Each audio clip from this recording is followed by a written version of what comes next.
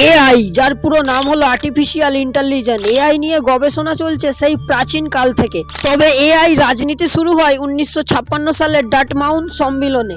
AI অ্যাপসগুলোর মধ্যে থেকে যেমন চ্যাটজিপিটি, জিমিনি, আরো বিভিন্ন রকম এআই অ্যাপস সহ ভিডিও এডিটিং, ফটো এডিটিং এবং নানা রকম রিসার্চ করে থাকি আমরা। যেমন আমি এই ভিডিওটা এডিটিং করেছিলাম।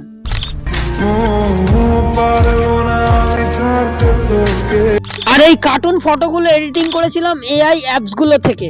এখন 2025 সালে এসে এআই এর কামাল দেখলে আপনি রীতিমতো থমকে যাবেন।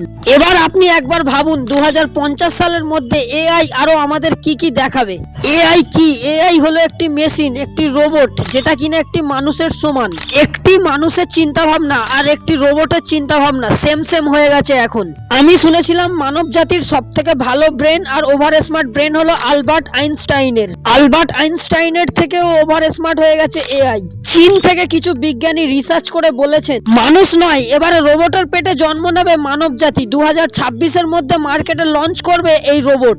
চীন বিজ্ঞানীদের দাবি সারা ওয়ার্ল্ডে নানা রকম জল্পনা কল্পনা ছড়িয়ে চলেছে এই রোবটের বিষয়। কত টাকা দাম হতে পারে, কোথায় বা পাওয়া যাবে এই রোবট, কাদেরকে দেওয়া হবে এই রোবট?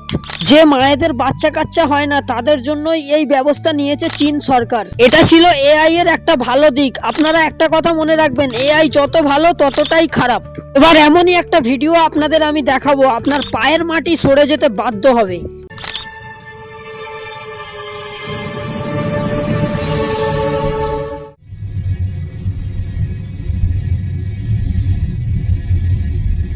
এনারা হচ্ছে সিআইডি অভিনেতা অভিনেত্রী। এনারা খুব ভালো একজন মানুষ। এনাদের সাথে কি হয়েছে সেটা আপনারা ভালো করেই দেখতে পেয়েছেন।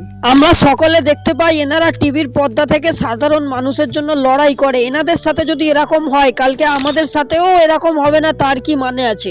এই ভিডিওগুলো সম্ভবত ইনস্টাগ্রামে পোস্ট হচ্ছে। আমি বুঝতে পারছি না কেন সরকার এদের এগেনস্টে কোনো ব্যবস্থা নিচ্ছে না। যারা এই ধরনের ভিডিওগুলো ক্রিয়েট করছিস, আমি তাদের কাছে দুটো হাত জোর করে বলছি, দয়া করে এই ধরনের ভিডিও ক্রিয়েট করিস না। আজকে তুই এই ধরনের ভিডিওগুলো ক্রিয়েট করছিস, কালকে যদি তোর বাড়ির মা বোনের সাথে কেউ এই ধরনের ভিডিও ক্রিয়েট করে থাকে তাহলে তোর কেমন লাগবে বল?